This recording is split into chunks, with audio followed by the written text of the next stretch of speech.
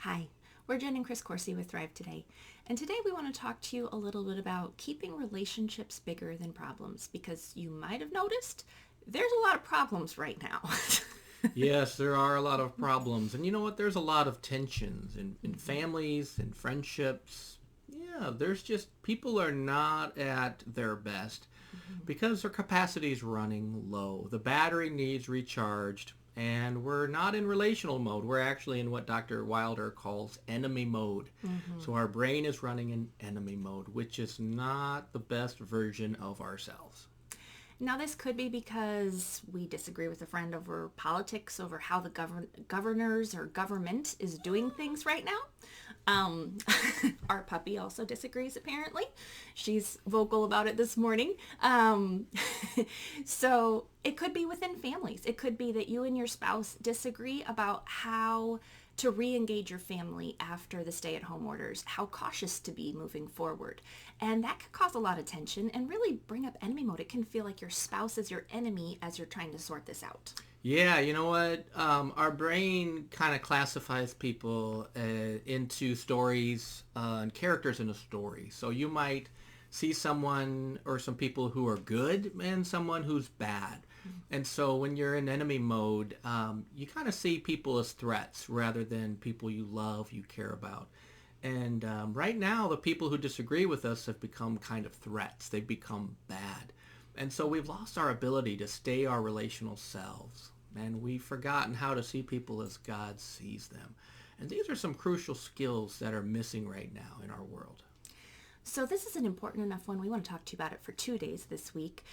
Today, what we're going to talk about is relational circuits and how do we notice when they've gone off, get them back on, and then later this week, we're going to talk to you about finding God's perspective on the people that are starting to feel like enemies. Yeah, you know, I appreciate my friend Dr. Marcus Warner. He came up with a really helpful acrostic that we talk about in our book, The 4 Habits of Joy-Filled Marriages, and he calls it CAKE. And cake is a way that we can help notice, are we in relational mode right now, or how do we get back into relational mode? So the C stands for curiosity. Am I curious what Jen is thinking right now or what Jen is feeling? If I'm not, well, I've probably shifted into enemy mode. And appreciation, can I feel some appreciation right now in my body, in my thinking? We want to think about the good stuff. So the K in cake, that stands for kindness. Do I feel like being kind right now? Do I feel like being kind with my wife, with my dog, with my children, with my neighbors? And then there's the I, or the E.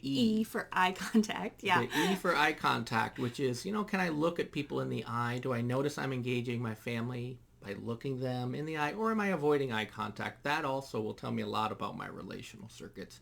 So we want to start paying attention. Am I in relational mode? And if I'm not, if I've fallen into enemy mode, I want to get back into relational mode as soon as possible. And many of us just looking at Facebook, looking at the news puts us in enemy mode, and we've kind of classified people as bad. They're the villains, and it's not going to go well once you've fallen into enemy mode. Sometimes when I take my puppy out to go to the bathroom and she won't go, she becomes my enemy. It's pretty easy to fall into enemy mode. Yes, it really is. And so the goal is to take some time to quiet yourself, right? So catch your breath. How's your breathing? Your body's the canvas for your brain. So pay attention to your breathing. Is there tension in your body? For me, I like to quiet a little bit. I might put on some music. I like to practice appreciation, thinking about God's gifts. And then I start to tell God what's going on with me. I don't focus on the problems, but I focus on how I'm doing. And I find that even praying for the people that feel like enemies actually helps me shift back into relational mode again. And we've done more videos on relational circuits, relational mode. I would encourage you to check those out earlier in this series because there's lots of other good tips on recognizing and restoring relational mode.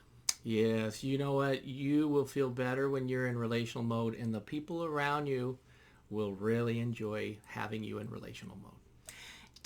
For more on this, check out our resources section webinars. We have a webinar in June. Whether you're watching this before or after, you can still see it coming up on politics and how do we stay relational in the midst of politics. How do we navigate that terrain? I hope that you'll join me for that.